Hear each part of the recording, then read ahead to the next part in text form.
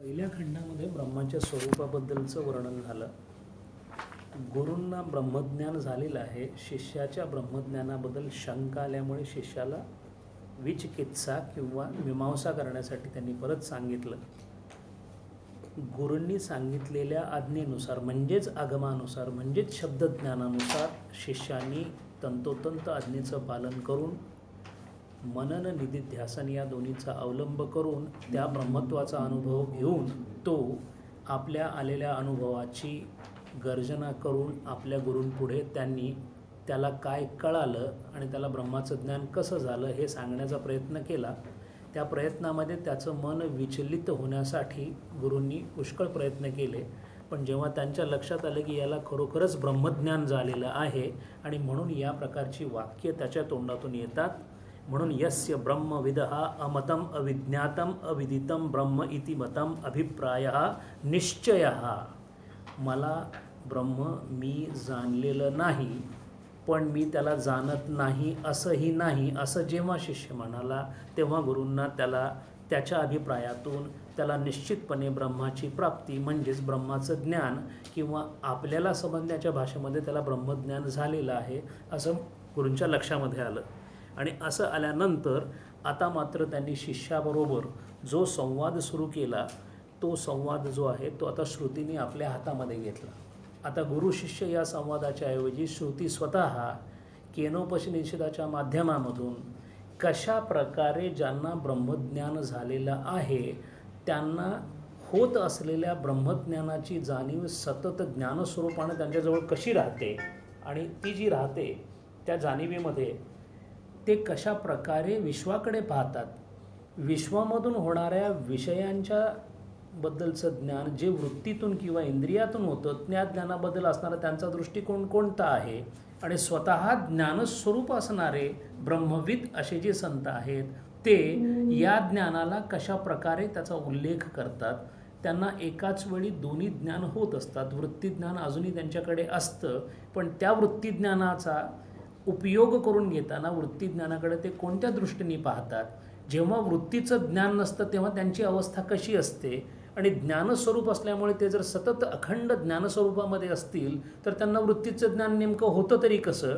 कारण वृत्तीचं ज्ञान होण्यासाठी परत त्यांना त्रिपुटीमध्ये यावंच लागेल अन्यथा वृत्तीचं ज्ञान होणार नाही. तेव्हा अशा त्रिपुटीमध्ये ते येतात का आले तर त्यामध्ये मग जर त्रिपुटी असेल तर मग त्यांना कर्त्याची भूमिका करावी लागते की नाही आणि जर कर्त्याची भूमिका त्यांना करावी लागत असेल तर त्यांनी केलेल्या कर्माचा फलाचा परिणाम त्यांच्यावर होतो की नाही. म्हणजे त्यांच्या बाबतीत सुद्धा कर्तृत्व भोक्तृत्व भ्रांती जेव्हा जेव्हा ते वृत्तीज्ञानाकडे येतात तेव्हा होते किंवा नाही अशी शंका येण्याची शक्यता असल्यामुळे श्रुतीने आता हे मंत्र आपल्या हातामध्ये घेतलेले आहेत. आणि म्हणून चौथ्या मंत्रामधला पहिलाच जो शब्द आहे तो अत्यंत महत्त्वाचा शब्द आहे आणि त्याचं महत्त्व भगवत्पादांनी आपल्यापुढं मांडलेलं आहे.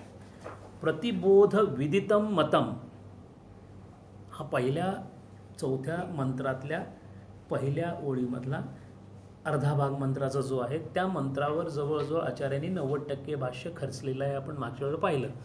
प्रतिबोध विदितम म्हणजे नेमकं काय. आचार्यांनी पहिल्यांदाच त्याच्याबद्दल अशी कल्पना फार स्पष्ट केलेली आहे की बोधम प्रतिविदितम इति प्रतिबोध विदितम. ज्या ज्या गोष्टींचा बोधरूपाने प्रत्यय येतो ती प्रत्येक गोष्ट प्रतिबोध विदितम या नावाने ओळखली जाते.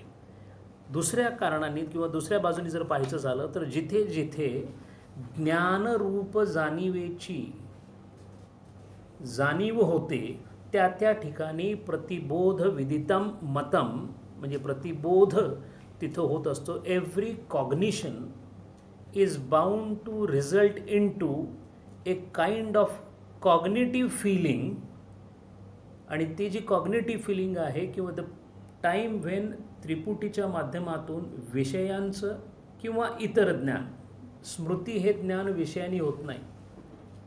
स्मृती हे ज्ञान संस्काराने होतं पण विषय समोर आल्यानंतर जुन्या स्मृतींना ज्ञानरूपामध्ये रूपांतरित केलं जातं. अशी रूपांतरित करणारी जी बुद्धी त्याला प्रत्यभिज्ञा असं म्हणतो आपण. प्रत्यभिज्ञेच्या ज्ञानामध्ये सुद्धा आणि प्रत्यक्ष किंवा बाकी प्रमाणाने होणाऱ्या ज्ञानामध्ये सुद्धा जी जाणीव होते त्या सगळ्या जाणीवेला एकत्र रूपाने प्रतिबोध विदितम असं म्हणतात। आता ही जी जाणीव किंवा हे जे ज्ञान करून घेण्याचं प्रकरण आहे, या ज्ञान करून घेण्याच्या प्रक्रियेला म्हणजेच प्रमाण प्रक्रियेला, म्हणजेच प्रमाण मीमांसेला, म्हणजेच ज्याला इंग्रजीमध्ये इपिस्टेमिओलॉजी म्हणतात त्याला, हा सर्वात अत्यंत महत्त्वाचा तत्त्वज्ञानामधला विषय आहे। आणि या विषयावरच 6 दर्शनं एकामेकापासून वेगळी झालेली आहेत। दर्शनांमध्ये असणारा फरक हा प्रमाणांच्यामुळे पडलेला फरक आहे आणि प्रमाणजन्य ज्ञानामध्ये प्रत्येकाने आपली आपली मतं वेगळी मांडल्यामुळे त्यांनी प्रमाणांनी होणारे ज्ञानाची मतं वेगळी केली आणि अशी ती मतं वेगळी झाल्यामुळे या मतांचा किंवा या ज्ञानाचा जो उपभोक्ता आहे किंवा या ज्ञानाचा जो कर्ता आहे किंवा या ज्ञानाच्या मागे जी ताकद आहे, जी शक्ती आहे, त्या शक्तीला कुणी कोणत्या कोणत्या शब्दांनी संबोधलं हे इथं आचार्यांनी पूर्णपणे त्याचा अभ्यास केलेला आहे। असा अभ्यास करण्याचं कारण असं आहे की आत्मतत्वाची किंवा परब्रह्माची ओळख चालू आहे। परब्रह्माची ओळख अद्वैताला ज्या पद्धतीने लागते किंवा आत्मतत्वाचं अद्वैत ज्या पद्धतीने वर्णन करतो अशाच पद्धतीने बाकीचे दर्शनं विचार करतात का? आणि नसतील तर षडदर्शनामध्ये प्रत्येक दर्शन हे मागच्या दर्शनापेक्षा थोडं आणखीन गर्भित अर्थाने पुढं जात शेवटचं उत्तर मीमांसा म्हणजेच आपलं अद्वैत नावाचं ते दर्शन आहे। त्या दर्शनामध्ये ज्ञानप्रक्रिया आणि आत्मतत्व याची अत्यंत सुस्पष्ट अशी रेखावट कशी झालेली आहे आणि ती करत असताना बाकीच्या दर्शनांना कशा प्रकारे परस्त करण्यात आलेलं आहे किंवा त्यांच्यामध्ये असणारे दोष कसे काढून दाखवलेले आहेत आचार्यांनी आणि कोणत्या कारणासाठी त्या दर्शनाचा अवमान न करता हे दर्शन त्या दर्शनांपेक्षा कसं श्रेष्ठ आहे हे सांगण्याचा जो प्रयत्न केला आहे तो आचार्यांनी या भाष्यामध्ये केलेला आहे। म्हणून सगळ्यात पहिल्यांदा या भाष्यामध्ये त्यांनी अद्वैताच्या दृष्टीने हा शब्द प्रतिबोध विदितम म्हणजे ज्ञानाची प्रक्रिया जी आहे त्याच्याबद्दल त्यांनी असं म्हटलेलं आहे, बोध शब्देन बौद्धाः प्रत्यया उच्चयन्ते। बोध या शब्दाने बुद्धीने होणाऱ्या प्रतीतींचे कथन केलेले आहे आणि जेव्हा आपण प्रतीती म्हणतो त्यालाच कॉग्निशन म्हणतो, म्हणजेच ज्ञान प्रक्रियेचं वर्णन आहे। सर्वे प्रत्ययाः विषयी भवन्ति यस्य स आत्मा सर्व बोधान प्रतिबुध्यते। ज्या ज्या गोष्टींचा प्रत्यय येतो आणि प्रत्यय येणाऱ्या गोष्टीला विषय असं म्हटलं जातं, ज्याचा प्रत्ययच नाही त्याला विषय म्हणता येत नाही आणि म्हणून प्रत्यय येत नसणारा तो निर्विषय आहे। आत्मा निर्विषय असण्याचं कारण असं आहे की विषयाचा प्रत्यय आलाच पाहिजे, त्याचा प्रत्यय विषयाप्रमाणे येत नाही म्हणून तो निर्विषय आहे। असा विषयी भवंती अशा ज्या ज्या विषयांचा प्रत्यय रूपाने अनुभव येतो किंवा ज्याचं ज्ञान होतं त्या सर्व बोधांच्या मागे, सर्व बोधां प्रतिबुध्यते, या सर्वांच्या मागे हा बोध होण्यासाठी जो उभा असतो यस्य स आत्मा हा, असं अद्वैताचं मत आहे। सर्व प्रत्ययदर्शी चित्शक्ती स्वरूप मात्र प्रत्ययैहि एव प्रत्ययेषु अविशिष्टतया लक्ष्यते। सर्व प्रतीतींचे दर्शन करणारी चित्शक्ती स्वरूप मात्र अशी ही जी आत्मतत्व आहे केवळ प्रतीतीतून सामान्य रूपाने चिन्हांकित होते। याचा अर्थ असा की जी ज्ञानस्वरूप आत्म्याची शक्ती आहे ती ज्ञानस्वरूपाने सतत अनादी काळापासून अंतहीन असल्यामुळे तिचं अस्तित्व हे निरपेक्ष पद्धतीने निर्हेतुक पद्धतीने नेहमीच असतं। फक्त त्या अस्तित्वाची जाणीव एखाद्या जीवासारख्या उपाधीला विषयांचं सेवन करत असताना त्या विषयांचं उद्दीपन करणारं कोणीतरी आहे या जाणीवेने ती चिन्हांकित होते, पण म्हणून ते तिचं स्वरूप नव्हे। त्या प्रकाशामध्ये सगळ्या वस्तू उजळल्या जातात पण उजळल्या जाणारी वस्तू प्रकाशाचं वर्णन करू शकत नाही आणि म्हणून त्यांनी असं म्हटलेलं आहे की प्रत्ययेषु अविशिष्टतया लक्ष्यते ना अन्यद्वारम अंतरात्मनो विद्यानाय। हे इतकं एक जे चिन्हांकित करण्याचं ते आत्मतत्व जर सोडलं तर आत्मतत्वाच्या बद्दल दुसरं कुठलंही चिन्ह आजच्या घडीला व्यवहारामध्ये शक्य नाही आहे। म्हणजे ते तत्व असेल किंवा ते तत्व असलं पाहिजे हे जाणून घेण्याची चुणूक दाखवणारं जी गोष्ट आहे ती विषयातून येणारी प्रतीती आहे. ती प्रतीती त्या चेतनेने कशा प्रकारे होते या बाबतीत मात्र अद्वैतामध्ये सुद्धा दोन भाग आहेत. एक आभासवाद आहे आणि एक विच्छेदवाद आहे. काही लोकांच्या मते म्हणजे काही शास्त्रकारांच्या मते चेतनेने आपल्याच चेतनेतला थोडासा भाग या जीवापुरता त्या जीवामध्ये आतल्या बाजूला दान केला आणि म्हणून त्या चेतनेचा एक छोटासा पाद त्या जीवामध्ये वेष्टला गेला, म्हणजेच तो डिलिमिट झाला, म्हणजेच तो अवच्छिन्न झाला. आणि अशा ज्या ठिकाणी तो अवच्छिन्न होतो त्याला उपाधी म्हणतात आणि अशा उपाधीमध्ये अवच्छिन्न झालेलं चैतन्य हेच या सगळ्या प्रतीतीला कारणीभूत असतं असं अवच्छेदवादी म्हणतात. या उलट हां लिमिट झाला ना, डिलिमिट म्हणजेच लिमिट. डिलिमिट म्हणजे Wien you there is a prescribed limit. आता सपोजिंग वी से की आकाशाला किंवा एखाद्या स्पेसला लिमिट आहे असं म्हटलं तर त्याच्यामध्ये फक्त त्याला लिमिट आहे एवढं कळतं, पण ती लिमिट नंतर मागे झाली, कमी झाली, जास्त झाली हे सगळं प्रकरण होऊ शकतं. When we say in English delimit, that means it is delimit to a certain extent. The extent is also stressed in to it. Limit आता ते घट जेव्हा म्हणतो तेव्हा तो जो घट असेल तेवढीच त्याची लिमिट आहे, त्याच्याहून आणखीन लिमिट्स नाहीत, म्हणून डिलिमिट असा शब्द. डिलिमिटच आहे आणि लिमिट दोन्हीचा अर्थ एक आहे, फक्त थोडासा सूक्ष्म फरक इतकाच आहे की जेव्हा वेन यू से की it is limited by, how much it is limited by हे सांगता येत नाही, पण Wien you say delimit that means exactly it is delimited. जर शरीर असेल पुरुषाचं तर त्याची डिलिमिट एवढी असेल, अशा दृष्टीने त्याला डिलिमिट किंवा अवच्छिन्न म्हणतो. म्हणून छिन्नता आणि अवच्छिन्नता आहे ते, लिमिट आणि डिलिमिट आहे ते. डिलिमिटेड म्हणजे it is in a prescribed sense किंवा त्याला प्रोस्क्राईब असं सुद्धा म्हणतात. प्रोस्क्राईब असा शब्द आहे. Proscribed by delimitation of the higher consciousness against an imposed body, अध्यारोप असं जे आहे तिथे अशा ठिकाणी ती राहते. किंवा दुसरे जे शास्त्रकार आहेत ते असं म्हणतात की ते इतकं तरल आणि इतकं विभुर व्याप्त तत्व आहे की त्याला अशा प्रकारे अवच्छिन्न होण्याची गरजच नाही. या उलट ते जिथं जिथं असतं तिथं ते असतंच, फक्त काही ठिकाणी त्याच्या असण्याला परावर्तित करणारी बुद्धितत्व जर असेल तर ती आभास रूपाने आपलं जे प्रकाश प्रदान करते तेवढ्यावरच त्याचं काम चालून जातं. त्याला आभासवादी असं आपण म्हणतो. आणि म्हणून आभासवादी जे आहेत त्याच्यामध्ये बुद्धी हा आदर्श मानला गेला आहे. आदर्श म्हणजे आरसा, जिथे जो दर्शवतो आणि नुसतं दर्शवणे नव्हे, आदर्श आहे म्हणजे सतत जोपर्यंत ती वस्तू आहे तोपर्यंत त्याच्यामध्ये ते दर्शवलंच जाईल. ते कितपत स्पष्ट दर्शन असेल हे बुद्धीच्या तत्वावर अवलंबून आहे. सत्वगुणात्मक असेल तर ते आणखीन स्पष्ट असेल, तमगुणामध्ये ते दिसणार नाही, पण दिसणार नाही याचा अर्थ ते असणार नाही असं नाही आहे. या उलट जेव्हा डिलिमिटेशन किंवा अवच्छिन्नता म्हणतो तेव्हा अवच्छिन्नतेमध्ये फक्त इतकाच फरक राहतो की इथे तो बुद्धीबरोबर अवच्छिन्न राहत असताना त्याचा बुद्धीशी संयोग होतो की नाही होत. एक प्रकारे जर तिथं राहायचं असेल तर ते बुद्धीच्या मागे केवळ साक्षी रूपाने राहतं आणि म्हणून त्यांना मग साक्षी वेगळी करायला लागली आणि जे काहीच करत नाही ते कूटस्थ वेगळं करायला लागलं. म्हणजे त्या अवच्छिन्नतेमध्ये आलेल्या चेतन तत्वाला परत दोन ठिकाणामध्ये विभागून एक कूटस्थ आणि एक हा, आणि म्हणून तत्वमसीमध्ये हा कूटस्थ त्याला जाऊन मिळतो. लक्षणार्थाने तो कूटस्थ आहे आणि वाच्यार्थाने तो जीव आहे.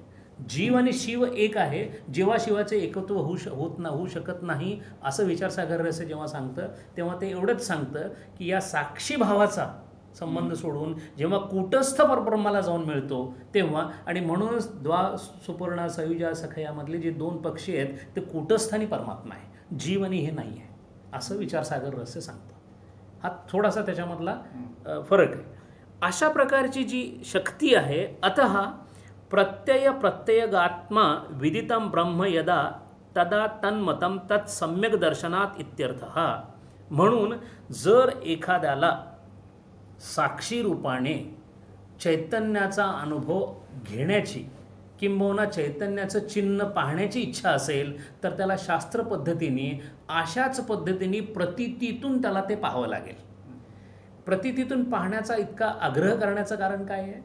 जेव्हा जेव्हा विषय समोर येईल तेव्हा या विषयाचं उद्दीपन आणि या विषयाची फलप्राप्ती हे सगळं होत असताना ह्यातला जो जिवंतपणाचा भाग आहे तो माझ्या भोगाचा जरी भाग असला तरी तो त्या चैतन्यावर असल्यामुळे मला होत असणारा भोग हा विषयांची किंवा वस्तूवर अवलंबून नसून तो चैतन्यावर जर अवलंबून असेल तर माझी संलग्नता, माझ्या विचारांची संलग्नता चैतन्याशी हवी, विषयाशी नको, अशी साधना आहे.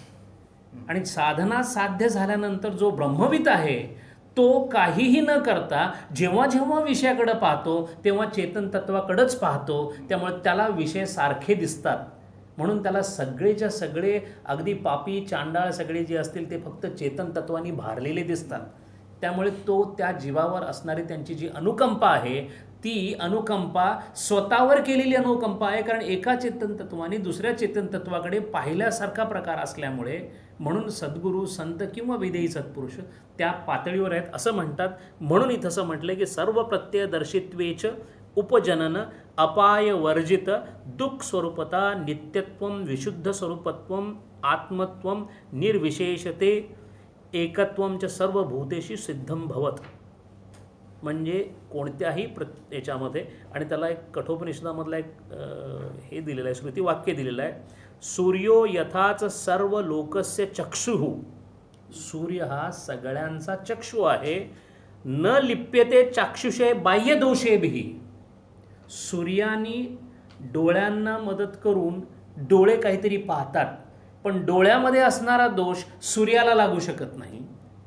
तद्वत चैतन्याच्या अधिष्ठानावर उपाधीकडून चैतन्याच्या जोरावर विषयांचं सेवन किंवा वृत्तीज्ञानाची प्रक्रिया चालू होऊ शकते.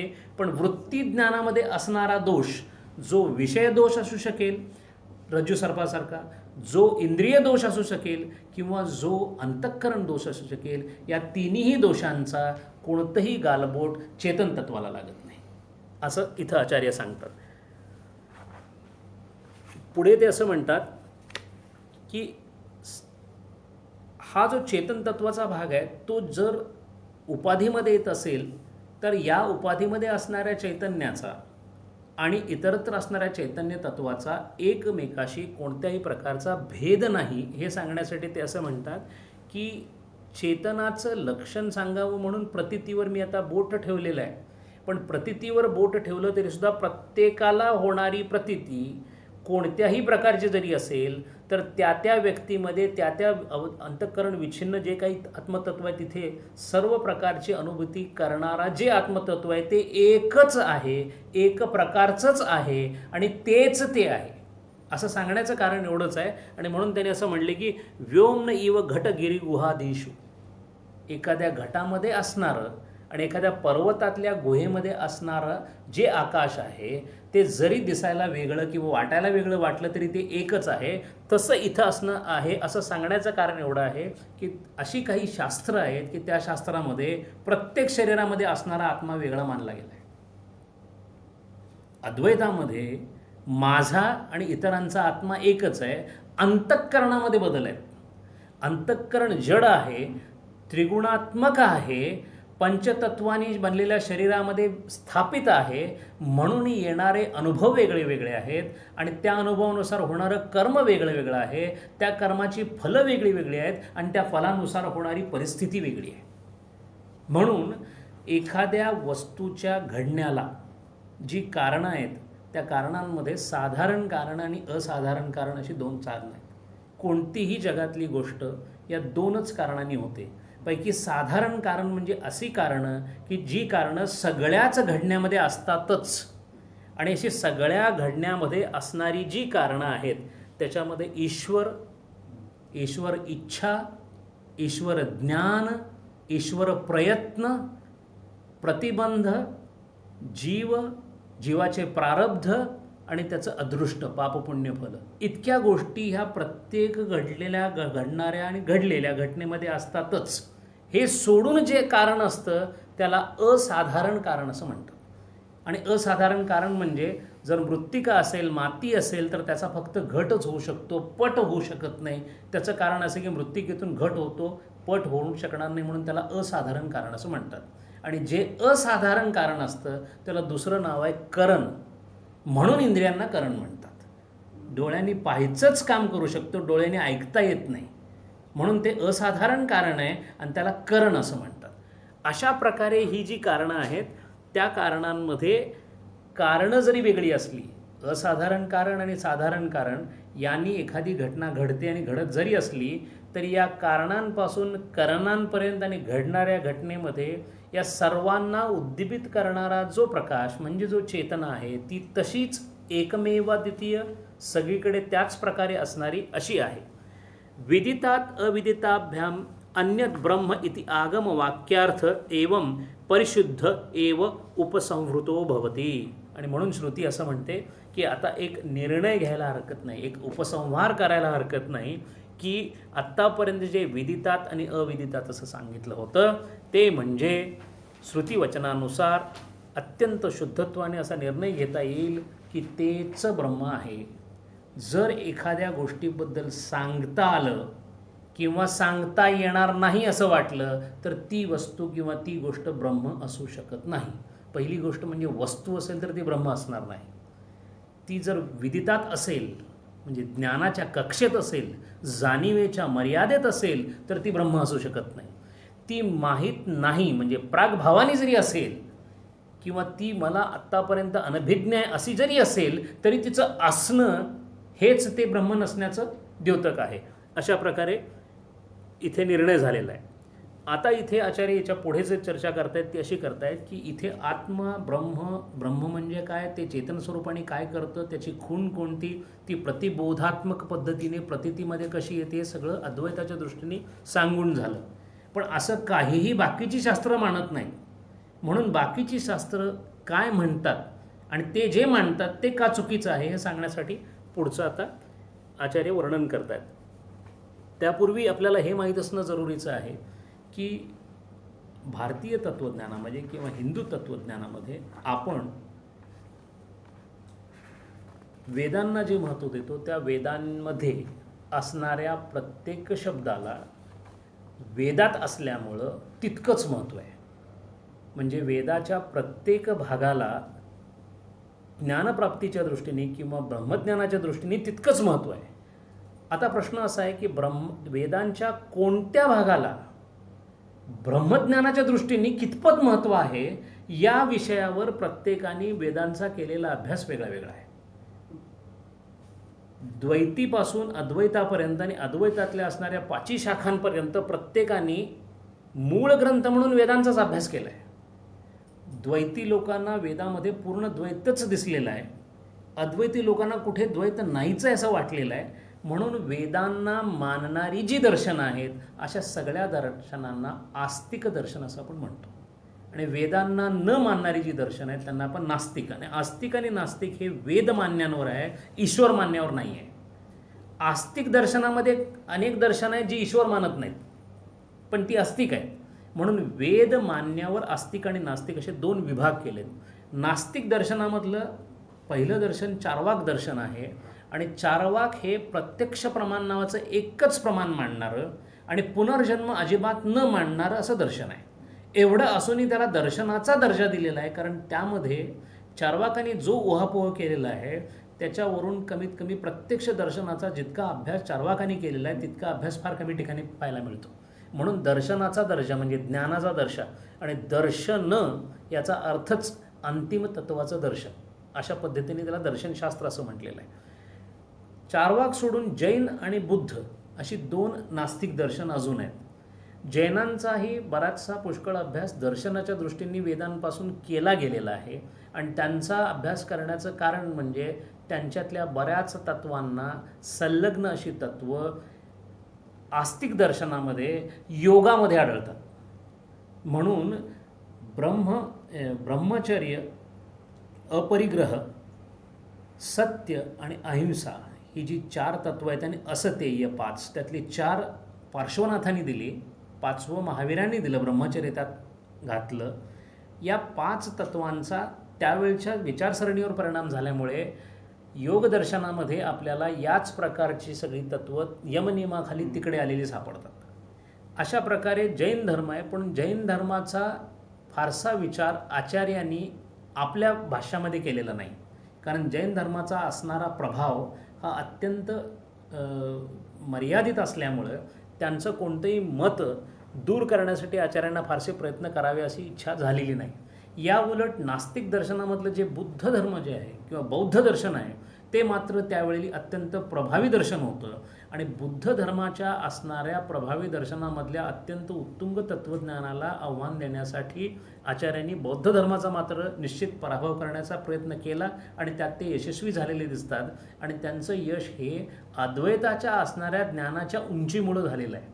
पण तशी उंची असणारं ज्ञान आणि तशी उंची असणारे आचार्य असे एकत्र आल्यामुळे त्यांनी या बौद्ध धर्माचा, त्या तत्त्वज्ञानाचा आत्म्याच्या बाबतीमध्ये, ज्ञान प्रक्रियेच्या बाबतीमध्ये आणि प्रमाणांच्या बाबतीमध्ये पराभव केलेला दिसतो.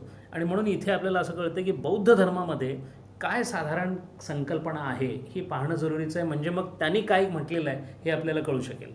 बौद्ध धर्मामध्ये मूळ 4 शाखा आहेत. इथे थोडंसं आपण आता तत्त्वज्ञानाकडे जातो आहे. जवळजवळ हा अभ्यासक्रम साधारण BA किंवा MA फिलॉसॉफीमध्ये लावलेला असतो. पण हा इथे आता भाष्याच्या दृष्टीने जरुरी आहे म्हणून आपल्याला पाहावा लागेल. कारण आचार्यांनी 2 किंवा 3 वाक्य सरळ सरळ बुद्ध धर्माच्या तत्त्वज्ञानावर टाकून त्यांना निरस्त केलेलं आहे. पण ती वाक्य कळण्यासाठी बुद्ध धर्माचं तत्त्वज्ञान आपल्याला थोडंसं माहिती असणं जरुरीचं आहे. वैभाषिक, सौतंत्रिक, योगाचार आणि माध्यमिक अशी 4 शाखा आहेत बौद्ध धर्माच्या. पैकी वैभाषिक हे अत्यंत जुनं म्हणजे सुरुवातीचं असं हे आहे. बुद्ध धर्माचं वैशिष्ट्य असं आहे की ते पहिल्यांदा काही गोष्टी या 4ही शाखांमध्ये समान असणारी काही तत्त्व आहेत जी बुद्ध धर्माची तत्त्व म्हणून प्रसिद्ध आहेत. त्यांचा जसा जग दुःखमय आहे हा सिद्धांत सगळ्याच या 4ही त्यांच्या शाखांना मान्य आहे. कारण त्याला अत्यंत मूलभूत संकल्पना किंवा बेसिक टेनेट ऑफ बुद्धिझम असं म्हणतात.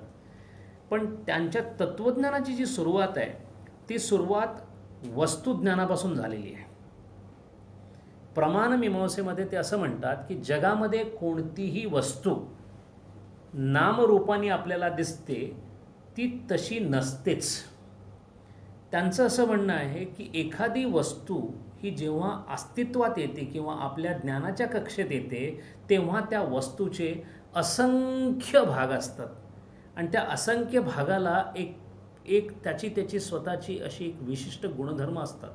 म्हणून त्या अशा गुणधर्माला त्यांनी धर्म असं नाव दिलं आहे. अशा अनेक धर्मांचा संघात झाला की एखादी वस्तू तयार होते. आणि या वस्तूच्या बाह्य वस्तूच्या परीक्षणामध्ये त्यांनी शरीराला सुद्धा घेतलेलं आहे. म्हणजे शरीर हा भूतांचा संघात आहे. अहम नच भूतसंघ असं आचार्यही म्हणतात. म्हणजे इथे काही गोष्टींचं एकत्रीकरण झाल्यामुळे एक शरीर तयार झालं. तद्वत यांचं असं म्हणाय वैभाषिकांचं की प्रत्येक जगातली वस्तू, कोणतीच वस्तू अशी नाही की जी ती आहे असं म्हणता येईल.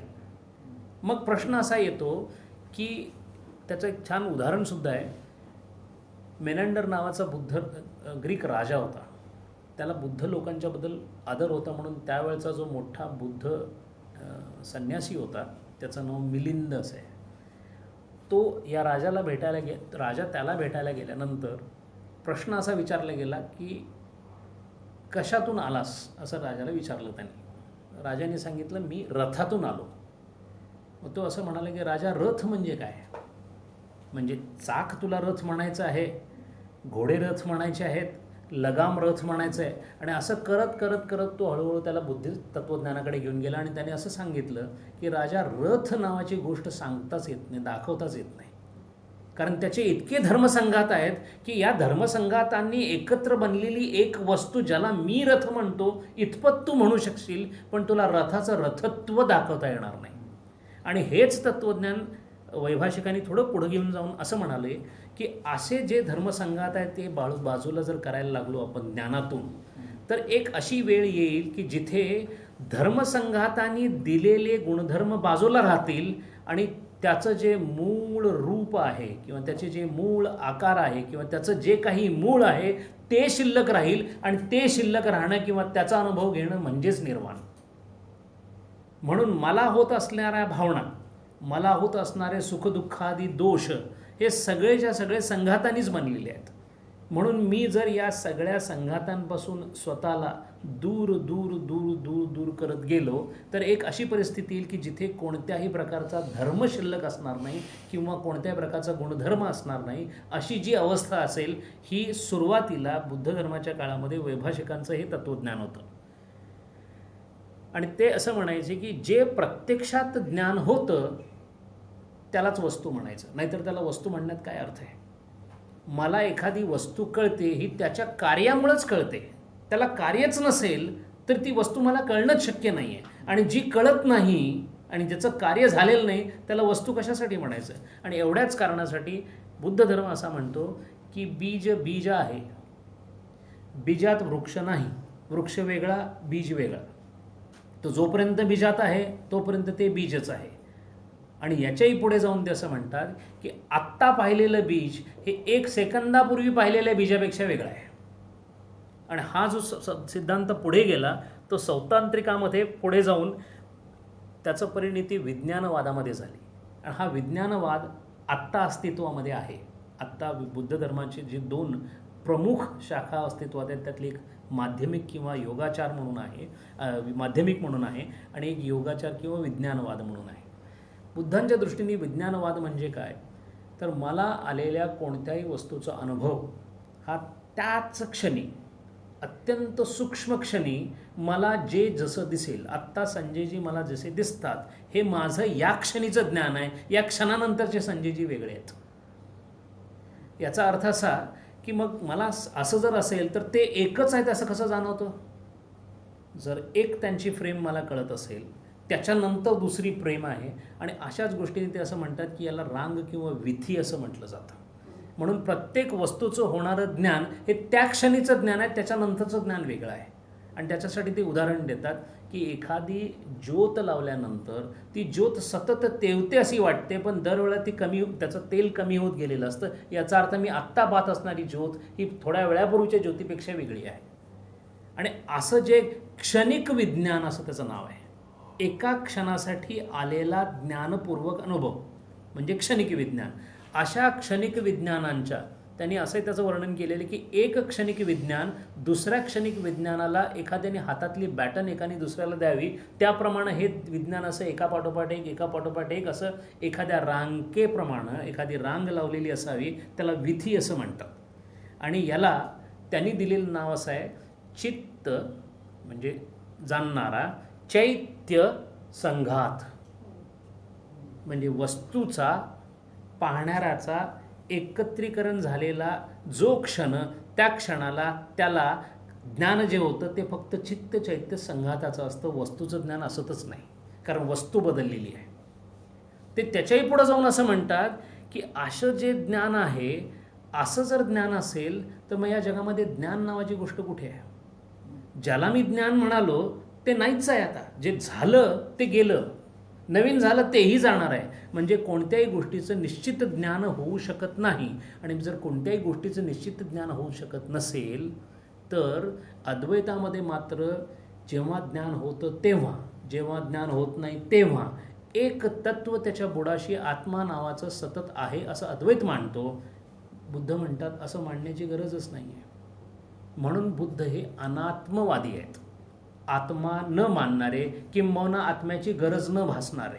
कारण एक ज्ञान झालं त्याच्या पाठोपाठ दुसरं ज्ञान झालं. जोपर्यंत ज्ञान करून घेण्याची माझी कुवत आहे तोपर्यंत हे असं चालू राहील. त्याच्यानंतर ते ज्ञान संपून जाईल. आणि मग हे असं असेल तर त्याच्या पुढे जाऊन शून्यवाद नावाचा जो माध्यमिक नावाचा जे बुद्धाची शाखा आहे ती त्याच्याही पुढे गेली आणि असं म्हणाले जर असंच ज्ञानाचा प्रकार असेल तर मग मी अशा प्रकारची ज्ञान बाजूला करत करत करत करत गेलो तर एक अशी गोष्ट येईल. उदाहरणार्थ मला जर एखादं फूल हवं असेल तर त्या फुलामध्ये फूल कोणतं हे मला सांगताच येणार नाही. कारण पहिली गोष्ट म्हणजे ते फूल धर्मसंघाताने बनलेलं असेल, त्याच्या पाकळ्या वेगळ्या आहेत, त्याचे परागकण वेगळे आहेत, त्याचे रंग वेगळे आहेत, त्याचा देठ वेगळा आहे. अशा वेगळ्या वेगळ्या संघाताला मी फूल म्हणतो. म्हणजे मग मला नेमकं फुलाचं फुलत्व कशामध्ये आहे हे सांगताच येणार नाही आहे. याचा अर्थ मी जर त्याचं फक्त फुलत्व माझ्याकडे घ्यायचं ठरवलं तर मला सगळे संघात बाजूला करायला लागतील. याचाच अर्थ ज्ञान करून देणाऱ्या सगळ्या गोष्टी जेव्हा बाजूला केल्या जातात तेव्हा जे उरतं त्याला त्यांनी शून्य असं नाव दिलं. आणि हे शून्य म्हणजेच निर्वाण असं माध्यमिक मांडतात. शब्दांनी जरी वेगळ्या प्रकारचा उपदेश करण्याचा प्रयत्न केला असेल तरी ते ज्या पद्धतीने विचार करत होते तो विचार आत्मतत्वाकडेच जात होता असं आपल्याला साधारण लक्षात येतं. आता हे असं झाल्यानंतर म्हणजे इतकं कळाल्यानंतर न्यायवादले लोक जे आहेत ते काय म्हणतात ते पाहण्यासारखं आहे. हा बुद्धांचा विचार झाला आत्म्याबद्दलचा. बुद्धांच्या दृष्टीने अनात्म आहे विश्व, सर्व क्षणिक आहे, सर्व दुःखांनी भारित आहे. दुःख होण्याचं कारणच एवढं आहे की माझा जो त्याच्याशी होणारा प्रतिती समुत्पन्न म्हणून त्यांची एक चेन ऑफ कॉझेशन आहे, त्याचा आत्म्याशी संबंध नाही म्हणून आपण त्याच्यावर आत्ता विचार करत नाही आहे. पण जसं त्यांचं मत आहे तसं न्यायमत वेगळं आहे आणि सांख्यमत वेगळं आहे.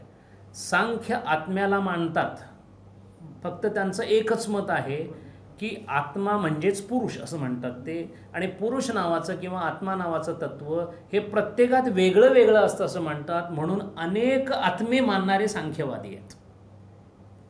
त्याचंही आचार्यांनी निरस्तीकरण केलेलं आहे.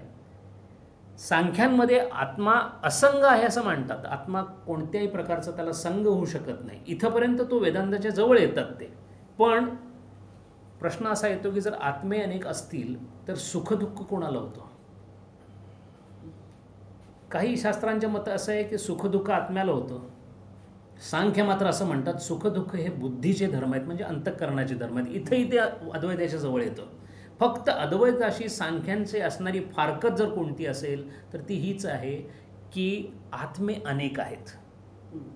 आणि आत्मे अनेक असल्यानंतर अशा अक्रिय असणाऱ्या निष्क्रिय पुरुषाला प्रकृतीच्या माध्यमातून हे सगळं तयार करण्याची इच्छा कशी झाली, का झाली, आणि पुरुष आणि प्रकृती हे एकामापासून वेगळे कसे राहतात हे सांगताना सांख्य धडातीर्थी पडले.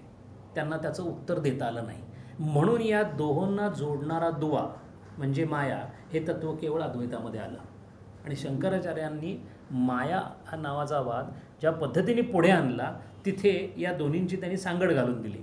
या उलट न्यायमत मात्र आणखीन वेगळं आहे. न्यायतत्वाच्या दृष्टीने त्यांचं असं म्हण आहे की आत्म्याला जे ज्ञान होतं ते ज्ञान केव्हा होतं? अद्वैत असं मानतं की तुम्ही एखाद्या विषयात जरी नसाल तरी आत्मा आहेच, त्याचं ज्ञानस्वरूप आहेच.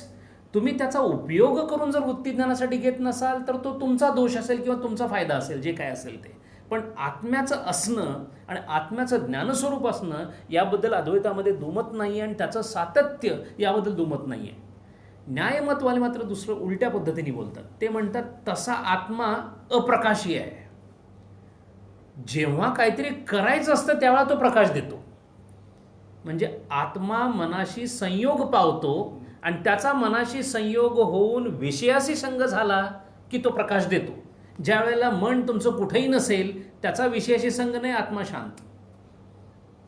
न्याय मताची पद्धत आहे, त्याला सुद्धा त्यांनी निरस्त केलेलं आहे. कशा पद्धतीने केले ते आपण पाहू शकतो. न्याय मात्र एक पाऊल सांख्यांच्या पुढे आहे. आत्मे अनेक मानतं, परमात्मा एक मानतं. थोडा शास्त्रातला फरक आहे आणि हा विकास आहे. हा विकास आहे. म्हणून पहिल्यांदा सांख्यांचं तत्त्वज्ञान 6व्या शतकामध्ये जेव्हा आलं तेव्हा ते अत्यंत अजूनही त्याला सगळ्यात सूत्रबद्ध तत्त्वज्ञान सांख्यांचं आहे. म्हणून त्रिगुण सगळीकडे घेतलेले आहेत. त्रिगुण आणि पंचीकरण हे सांख्यांची देणगी आहे आपल्याला. पण सांख्यांच्या मधला जो चुकीचा भाग आहे, आत्मे अनंत आहेत, हा त्यांचा चुकीचा भाग आहे. तसं न्यायद्वैतामध्ये आत्मे अनंत आहेत, परमात्मा एक आहे आणि आत्मा तसा जड राहतो. जेव्हा मनाच्या माध्यमातून विषयाकडे जातो तेव्हा त्याला प्रकाशित करतो, जेव्हा मन तिथं नसतं तेव्हा तो शांत राहतो. आणि म्हणून ते असं म्हणतात की झोपेमध्ये मन असतं पण ते विषयांशी संलग्न झालेलं नसतं, म्हणून आत्मा प्रकाशित होत नाही, म्हणून झोपेत काही कळत नाही. सुषुप्तीमध्ये जी अवस्था आहे त्या अवस्थेमध्ये जी असणारी ज्ञानरहित अवस्था जी आहे किंवा विषयज्ञानरहित अवस्था जी आहे ती आत्म्याच्या निष्क्रियतेमुळे आहे असं ते म्हणतात. याउलट आपल्याकडे असं म्हटलं जातं की सुषुप्तीमध्ये सुद्धा तो तेजस रूपाने आहेच, म्हणून मी झोपून उठलं असं आपल्याला कळतं, असं अद्वैत मांडतं. अशी न्यायमताची हे आहे. आणि जन्म म्हणजे काय तर देह इंद्रिय मन यांचा संयोग होणे, याला जन्म असं ते म्हणतात. याच्यामध्ये आणखीन त्यांची एक अशी न्याय जे नैयायिक आहेत त्यांची एक अशी हे आहे की कोणतेही सुख हे सुख असत नाही असं न्याय म्हणतात. न्यायवाद्यांचं जे एक मत अद्वैतामध्ये थोडं वेगळ्या पद्धतीने घेतलं ते असं आहे की त्यांनी एकूण 21 दुःख आहेत असं सांगितलेलं आहे. आणि तो विचार खूप स्तुत्य आणि छान आहे. तो तशाचा त्याच्या अद्वैताने घेतला आहे, फक्त त्याला 21 असं आपण म्हणत नाही. त्यांचं असं म्हणणं आहे की मनः षष्ठानी इंद्रियानी, मन धरून 6 इंद्रिय आहेत. म्हणजे पहिली गोष्ट दुःख व्हायचं असेल तर पहिल्यांदा 6 विषय पाहिजेत, 6 इंद्रिय पाहिजेत, 6 तन्मात्रा पाहिजेत. म्हणजे 6 इंद्रियक 18 झाल्या. 18 झाल्यानंतर हे सगळा खेळ जिथं व्हायचा ते शरीर पाहिजे, 19 झाले. आणि 19 झाल्यानंतर याच्यातून होणारी जी प्रवृत्ती आहे ती सुखाची असेल, अनुकूलतेची किंवा प्रतिकूलतेची असेल, ते सुख आणि दुःख म्हणजे 20 आणि 21 असे 21 प्रकारची दुःख आहेत. आता प्रश्न असा येतो की सुखाला दुःखात का घातलं? तर त्यांचं असं मत आहे की जे जे वृत्ती ज्ञानाने होणारं सुख आहे ते शेवटी दुःखातच परिवर्तित होतं, म्हणून ते सुद्धा दुःखच आहे. अशी 21 प्रकारची दुःख न्याय तत्त्वज्ञान मांडतं, न्यायदर्शन मांडतं. आणि त्यांचं म्हणणं असं आहे की मनाचा इंद्रियाशी होणारा संयोग दुःखाला कारणीभूत होतो. मन संयोगाला जर गेलं, म्हणून मोक्ष झालेल्या ते असं म्हणतात की मुमुक्षू जो आहे किंवा ज्याला मोक्ष प्राप्त झालेला आहे त्याचं मन तसंच असतं, फक्त ते संयोग पावत नाही असं ते म्हणतात. अद्वैत असं म्हणत नाही. अद्वैत असं म्हणतं की मन संयोग पावतं, पण कर्तृत्व भांती नसल्यामुळे मन जरी संयोग पावलं आणि म्हणून ते सांगू शकतात की विदेही सत्पुरुष जेवतो का किंवा एखादा पदार्थ त्याला चांगला का लागतो, कारण त्याला झालेल्या चवीचं त्याला निश्चित ज्ञान झालेलं असतं. फक्त त्या ज्ञानामुळे होणारी अनुकूल प्रतिकूल प्रवृत्ती जी आहे तेवढीच प्रवृत्ती, अंतःकरण प्रवृत्ती तेवढी बाजूला गेलेली असते असं त्यांचं. म्हणून न्यायमताप्रमाणे मोक्षकाली आत्मा जड असतो, कारण ज्ञान प्रक्रिया मन इंद्रिय संयोग अभावात बंद असते. म्हणून ज्ञानकाली सुखदुःख होत असल्याने आत्म्यासच सुखदुःख बंद होतात असं न्याय लोक मांडतात. म्हणून आत्म्याला सुख आणि दुःख हे अनुभव येतात असं नैयायिक मांडतात. अशी नैयायिकांची प्रक्रिया आहे. आचार्य त्याच्यावर असं म्हणतात, यदा पुनर्बोध क्रिया तत्कर्तारं विजानाति इति बोधलक्षणेन विदितम.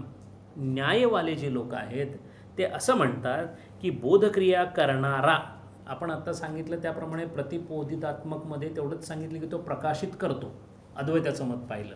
नैयायिक असं म्हणतात की कर्तारं विजानाति, आत्मा कर्ता आहे, आत्म्याच्या सत्तेवर कळतं हे असं नाही म्हणत, ते आत्म्यामुळं कळतं असं म्हणतात.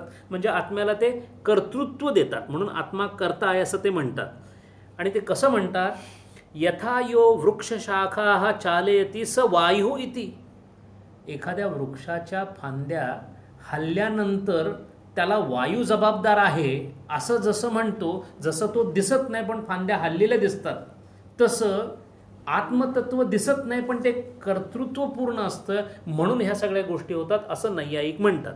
आणि म्हणून ते म्हणतात की आत्मा, आणि याचं निरस्तीकरण करताना ते असं म्हणतात की असं जर असेल तर बोधक्रिया शक्तिमान आत्मा द्रव्यम न बोधस्वरूप. म्हणून न्याय दर्शनाच्या म्हणण्याप्रमाणे आत्मा द्रव्यरूप म्हणजे एक वस्तू आहे, आणि अद्वैत असं म्हणतं की ते फक्त बोधस्वरूप आहे. त्याला कोणत्याही प्रकारचं ज्याची आपल्याला वस्तुतंत्राने जाणवेल असे कोणतेही गुणधर्म त्याला नाही आहेत. याउलट नैयायिक म्हणतात की त्याला ते द्रव्य आहे. बोधस्तु जायते विनश्यतीचं. आता त्याचं परस निरस्तीकरण चालू झालं. आचार्य असं म्हणतात, बोधस्तु जायते विनश्यतीचं. बोध कधी होतो आणि कधी होत नाही. असं जर होत असेल तर याचा अर्थ आत्मा कधी असतो आणि कधी असत नाही असं होईल. आता त्याच्या अस्तित्वाबद्दल ते म्हणतात, यदा बोधो जायते तदा बोधक्रिया सविशेषाः, यदा बोधे नाश्यति तदा नष्टबोधो द्रव्यमात्रं निर्विशेषः, तत्रैव सती विक्रियात्मकः सावयवो. आता कसं झालं, हे असं झाल्यामुळे कधीतरी बोध झाला की आत्मा आहे, झोपेत बोध झाला नाही आत्मा नाही आहे, याचा अर्थ तो 2 प्रकारचा झाला. म्हणजे तो सावयवी झाला. तो निष्क्रिय म्हणता येणार नाही, कारण तो क्रियात्मक झाला. त्यामुळं नैयायिकांच्या दृष्टीने जर पाहिलं तर आत्मा कसा होईल, तर आत्मा असा होईल की तो विकारात्मक होईल. पहिली गोष्ट म्हणजे त्याच्यात विकार झाला, विक्रियात्मक हा. सावयवो, अनित्य झाला, कधी आहे कधी नाही, अशुद्ध झाला. असं जर असेल, इत्यादियो दोषा न परिहर्तुम शक्यन्ते. म्हणून आत्म्याचे हे दोष घालवण्यासाठी नैयायिक पुरेसे पडत नाहीत. कारण एक तर तुम्ही जर ते आहे नाही असं म्हणत असाल तर त्याप्रमाणे आत्म्याचं वर्णन होईल, आणि असं जर असेल तर या सगळ्या विश्वाच्या, सगळ्या हालचालींच्या, सगळ्या वृत्तीज्ञानाच्या मागं असणारं जे तत्व आहे ते असं कसं विक्रियन्ते, म्हणजे ज्याला विकार आहेत असं तत्व कसं असू शकेल. कारण ते जर विकारांमध्ये जात असेल तर मग त्याला शाश्वत तत्व अशा पद्धतीचं नाव कसं देता येईल. अशा पद्धतीने त्याने सांगितलं आहे. आणि पुढे ते असं म्हणतात की अनित्य, अशुद्ध इत्यादी दोषम न परिहर्तुम शक्यते. यत अपि कनादानाम, यत अपि कनादानाम. आता कनाद जे ऋषी आहेत त्यांनी वैशेषिक नावाचं तत्त्वज्ञान सांगितलेलं आहे. आता या वैशेषिक तत्त्वज्ञानाबद्दल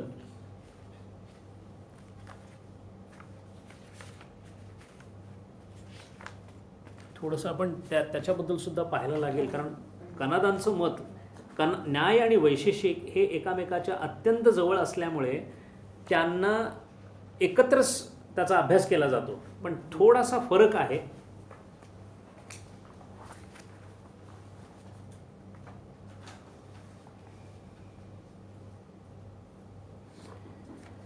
कनाद म्हणजे वैशेषिक तत्त्वज्ञानाचे गुरु त्यांचे जे आचार्य आहेत ते कनाद आहेत, जसे न्यायाचे गौतम ऋषी आहेत. त्यांचा असा आत्मविचार आहे की ज्ञान इति आत्मा मन संयुज्यते. ज्ञान होण्यासाठी आत्म्याचा मनाशी संयोग होतो असं वैशेषिक लोक म्हणतात. म्हणजे ज्ञान हा आत्म्याचा गुण आहे. अद्वैतामध्ये आत्म्याला गुण काहीच नाही आहेत. आत्मा फक्त अंतःकरणाने प्रकाशित झाल्यामुळे जे काही गुणधर्म येतात त्याचं प्रकाशन करतो, त्याच्यामध्ये कोणत्याही प्रकारचा संयोग होत नाही.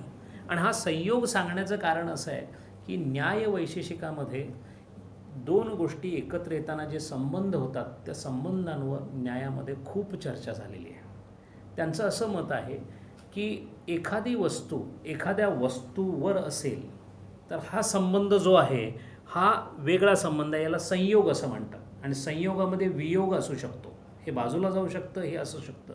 पण या कातडीमध्ये असणारा जो रंग आहे तो रंग या कातडीबरोबर ज्या संबंधाने आहे त्याला मात्र समवाय संबंध असं म्हणतात. आणि असा समवाय संबंधाने आत्मा आणि मनाचा संयोग असतो. थोडक्यात म्हणजे आत्मा नावाचं जर भांडं असेल तर त्या भांड्यावरचा जो रंग आहे ते मन आहे. इतक्या पद्धतीने ते एकत्र आलेले असतात असं वैशेषिक म्हणतात. म्हणून बोध होणे म्हणजे काय कनादाच्या दृष्टीने, आत्मा आणि मन इति बोध उत्पाद्य. म्हणजे जिथे जिथे प्रतिबोध, आपण प्रतिबोध या शब्दाचे खरे म्हणजे अर्थ पाहतोय दर्शनाच्या दृष्टीने. म्हणून कनादांच्या दृष्टीने किंवा वैशेषिकाच्या दृष्टीने जो बोध आहे तो आत्मा आणि मन एकत्र आल्याने होतो. अद्वैताच्या दृष्टीने बोध म्हणजे चैतन्य स्वरूप, बोध म्हणजे चैतन्य स्वरूप. म्हणून बोध करणारा आत्मा आणि मन याच्या समवाय संबंधामुळे किंवा त्यांच्या एकत्रीकरणामुळे ते ज्ञान किंवा त्या प्रकारचे त्याला आत्मा म्हणतात असं हे म्हणतात. आणि असं असल्यामुळे हे सुद्धा आत्मे अनेक मानतात. कारण आत्मे जर आता अनेक मानले नाही तर प्रत्येकाचं मन वेगळं वेगळं आहे. म्हणून अंतःकरणाचे गुणधर्म सगळीकडे वेगळे आहेत. आता हे एकत्र आणल्यामुळे आत्म्याचेही गुणधर्म वेगळे झाले, आणि आत्म्याचे गुणधर्म वेगळे झाले तर तुमचा आत्मा वेगळा, माझा आत्मा वेगळा असं झालं. आणि म्हणून आचार्य असं म्हणतात, आत्ममनः संयोगजो बोध आत्मनि समवैति अत आत्मानि बोधृत्वम न तु विक्रियात्मक आत्मा द्रव्यमात्र अस्तु भवति घट इव राग समवायी. एखाद्या घटामध्ये त्या घटाचा रंग कसा त्याच्याबरोबर एकत्रीकरण झालेला असतो, अशा प्रकारे घटामध्ये असणाऱ्या घटाच्या रंगाप्रमाणे आत्म्यामध्ये मन हे रत झाल्यामुळे, एकत्र झाल्यामुळे बोध होतो असे कनाद म्हणतात.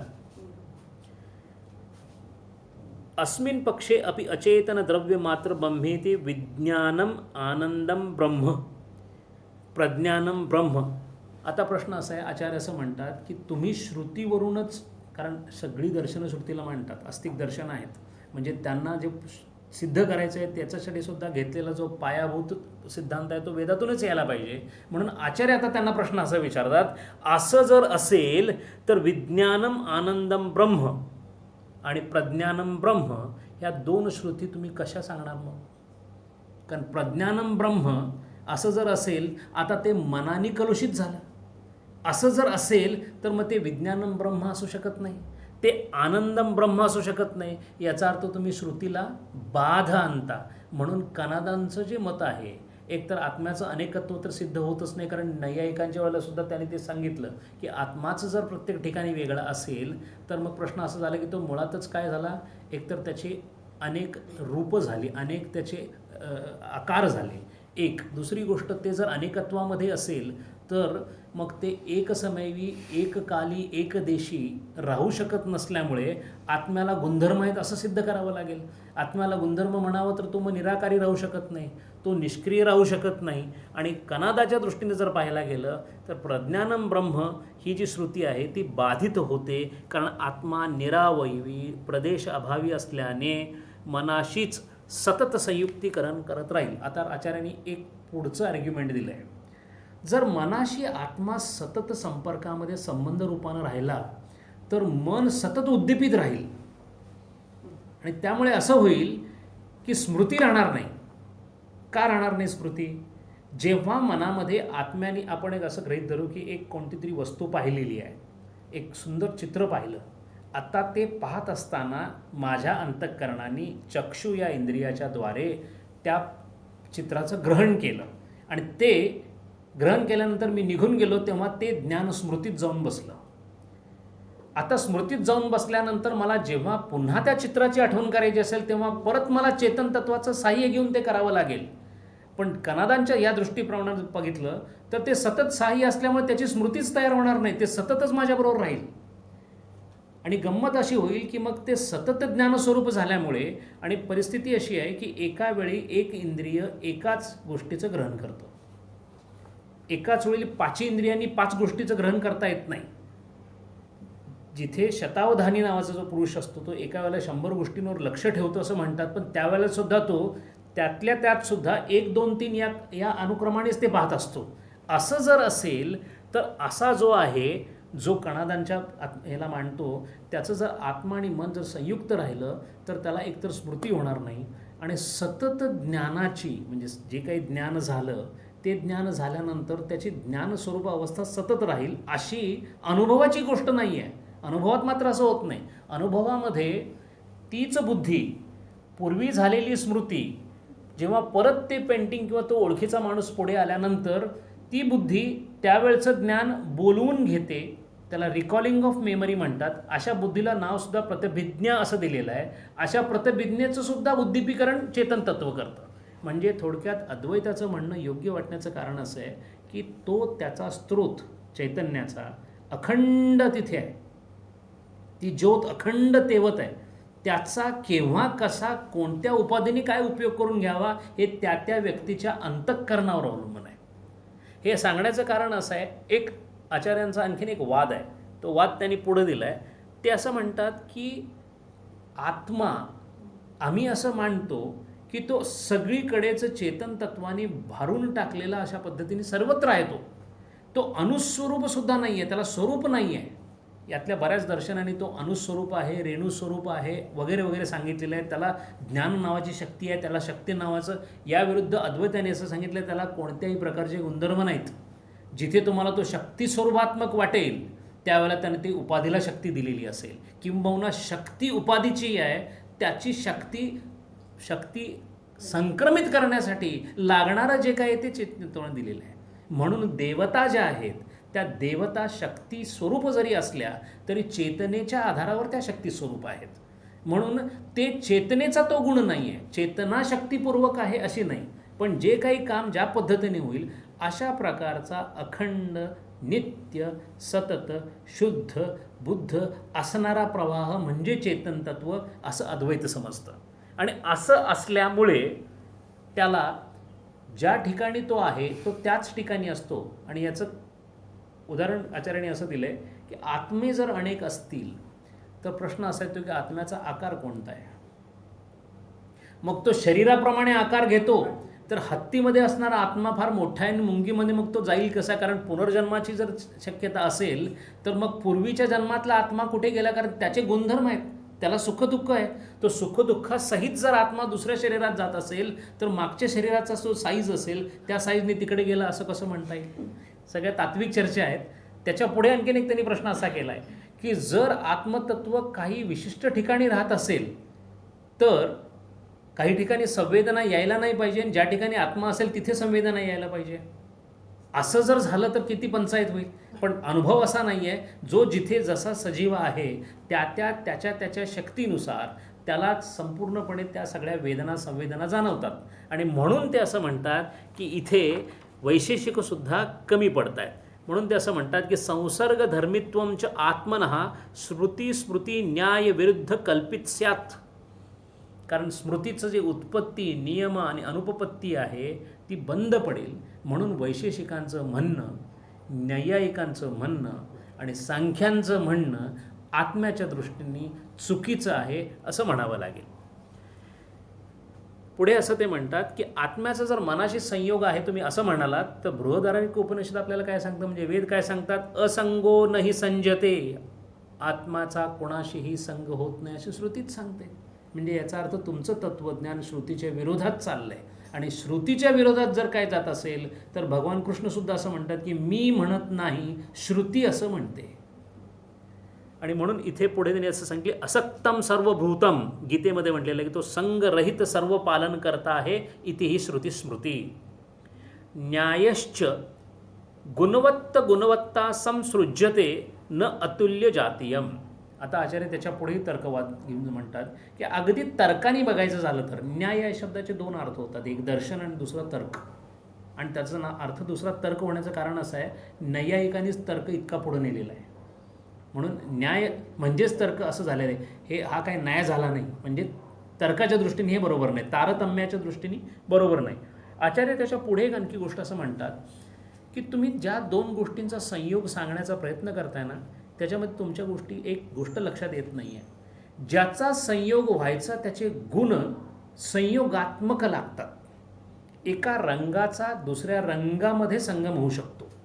म्हणजे कुठेतरी त्याच्या जाती गुण आणि धर्म हे साधारण कुठेतरी एकत्र असावे लागतात, म्हणजे ते एकत्र येऊ शकतात. अगदीच वाळू आणि माती जरी एकत्र केली तरी दोन्हीही घनीभूत असल्यामुळे एकत्र येऊ शकतात. म्हणजे दोन्ही घन आहेत इतकं तरी दोघांमध्ये कॉमन आहे किंवा साधारण आहे. ते असं म्हणतात की एक जे चाललंय ते निर्गुण आहे, आत्मा निर्गुण आहे आणि बाकी सगळं सगुण आहे, तेव्हा निर्गुण आणि सगुण एकत्र कसे येऊ शकतील. त्यांचा सांगण्याचा मुद्दा असा आहे की जे निर्गुण तत्व आहे म्हणजे ज्याच्याबद्दल काही विदितात अविदितात अधिही असं असणारं जे तत्व आहे ते विदित तत्वाशी एकत्र कसं येऊ शकेल. आणि म्हणून हे सगळं सांगण्याचं कारण इतकं आहे की आचार्यांनी आणि वेदांनी किती वेगळ्या वेगळ्या पद्धतीने आत्मतत्व आपल्या ज्ञानाच्या कक्षेच्या पलीकडे का आहे हे सांगण्याचा प्रयत्न केला आहे. आणि म्हणून ज्याला आपण बुद्धीच्या प्रतलावर जरी ते आपल्याला समजण्याचा आपण प्रयत्न करायचं जरी ठरवलं तरीसुद्धा हे जरूर आहे की ज्या तत्वाशी मला शेवटी जाऊन मिळायचं आहे त्या तत्वाचा अनुभव येण्यापूर्वी ज्याला आपण अपरोक्ष अनुभूती म्हणतो, जी श्रवणातून थोडी तरी माहिती होते, ती माहिती करून देण्याचं काम वेदांनी किंवा उपनिषदांनी केल्यामुळं भाष्यामध्ये आचार्य त्याचं निश्चित वर्णन तुमच्या डोक्यामध्ये यावं, कोणत्याही प्रकारचा संभ्रम राहू नये म्हणून ते आत्म्याचं वर्णन अगदी निश्चित करण्याच्या मागे लागलेले आहेत. पुढे ते असं म्हणतात अतः निर्गुणम निर्विशेषम सर्व विलक्षणम केनचित अपि अतुल्य जातीयेन संसृज्यत इति एतद न्यायविरुद्ध भवेत. म्हणून जर तुम्ही सगुण आणि निर्गुणाला एकत्र केलं इति न्यायविरुद्धम तस्मात् नित्य अलुप्त ज्ञान स्वरूप ज्योतिरात्मा ब्रह्म इत्यम अर्थः सर्वबोध बोधृत्वे आत्मनः सिद्ध्यन्ति न अन्यथा. म्हणजे आता त्याने असं सांगितलं की मी आता शेवटचा श्रुतीचा निर्णय सांगतोय आणि म्हणून ते पुढे असं म्हणतात अतः सर्व बोध बोधृत्वे आत्मनः सिद्ध्यती न अन्यथा. याचा अर्थ जितक्या जितक्या बोध करून घेण्यासारख्या गोष्टी आहेत त्या बोध करून घेण्याच्या गोष्टी बोधप्रद होण्यासाठी जे बोधृत्व लागतं, जसं पित्याला पितृत्व लागतं तसं बोधाला बोधृत्व लागतं, ते बोधृत्व म्हणजेच ब्रह्म असं ते म्हणतात. आणि म्हणून एक वाक्य आता आचार्यांनी मात्र स्वतःचं दिलेलं आहे. आता श्रुतीच्या थोडं बाजूला जाऊन ते म्हणतात तस्मात् प्रतिबोध विदितम मतम इति यथा व्याख्यात एव अर्थ अस्माभि. म्हणून आता मी सांगतो की असाच त्याचा अर्थ आहे. इतकं ह्या एकच शब्द पूर्ण केनोपनिषदाच्या भाषेमध्ये एकाच ठिकाणी त्यांनी अस्माभि हा शब्द वापरलेला आहे. आणि हा असं वापरल्यामुळे ह्याच्यावरचे जे वार्तिकाकार आहेत त्यांनी याला फार महत्त्व दिलेलं आहे. आणि हा अस्माभि काहींचं असं काही टीकाकारांचं असं मत आहे की हे अस्माभि म्हणजे अनुभूतीतून आलेला शब्द आहे. इथं आत्ता जे म्हणतायत की असं आम्ही सांगतोय, इथे आम्ही सांगतोय म्हणजे तुकारामांचं जे वाक्य आहे वेदांचा तो अर्थ आम्हासीचा ठावा हा अनुभूतीतला उद्गार आहे, तसा हा उद्गार आहे असं काहींचं म्हणणं आहे. आता इथंपर्यंत त्यांनी नैयायिक, सांख्य, कनाद, वैशेषिक, बौद्ध यांना इकडे तिकडे बाजूला केलं. आता एक आणखीन त्याच्यामध्ये एक महत्त्वाचा मुद्दा आहे, आत्मा स्वसंवेद्य आहे की नाही.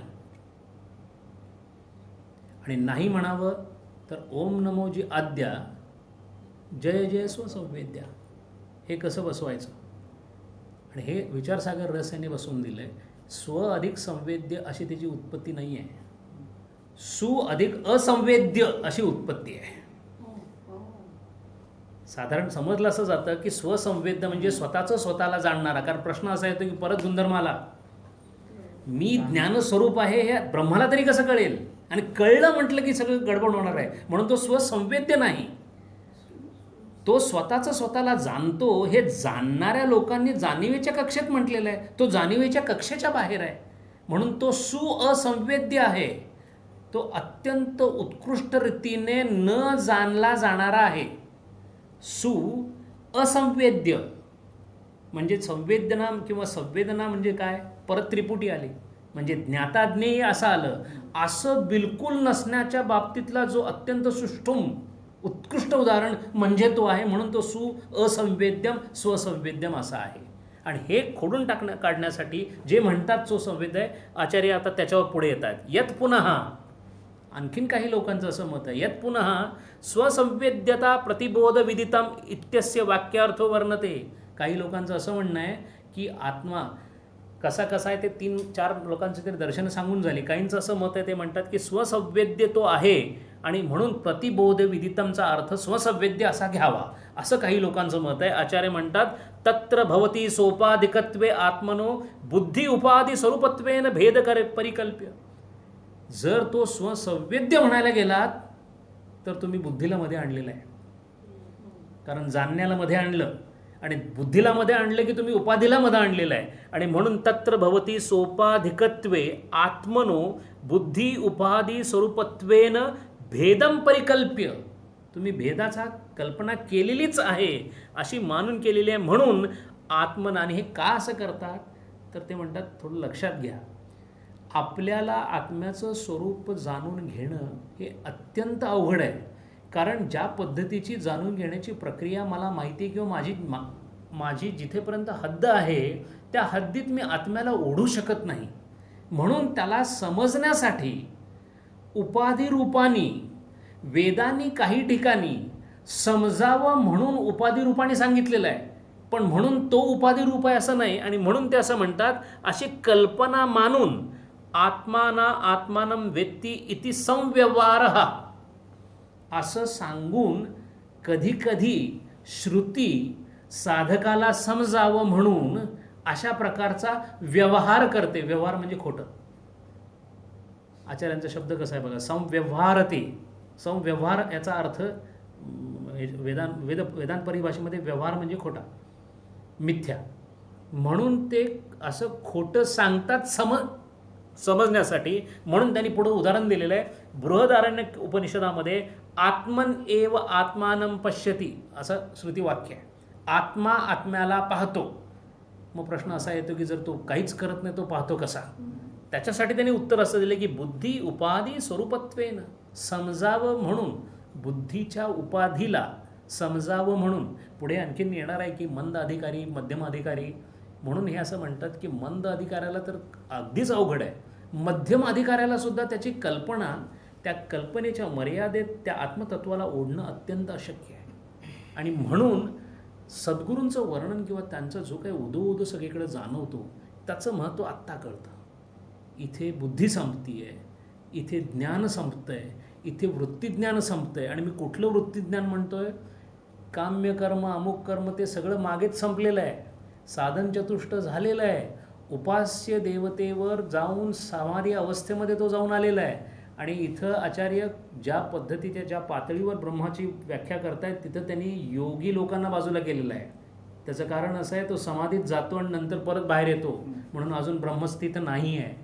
म्हणून अशा लोकांना सुद्धा कळावं म्हणून आत्मन्येव आत्मानं पश्यती स्वयं एव आत्मानं व्यक्तं त्वं पुरुषोत्तम, असं 10व्या अध्यायामध्ये गीतेनं म्हटलेलं आहे. म्हणून श्रुती आणि स्मृतीमध्ये फक्त उपाधी टाकून सांगण्याचा प्रयत्न बुद्धीच्या उपाधीतून कळावं म्हणून केलेला आहे, असं आचार्य आपल्याला सांगतात.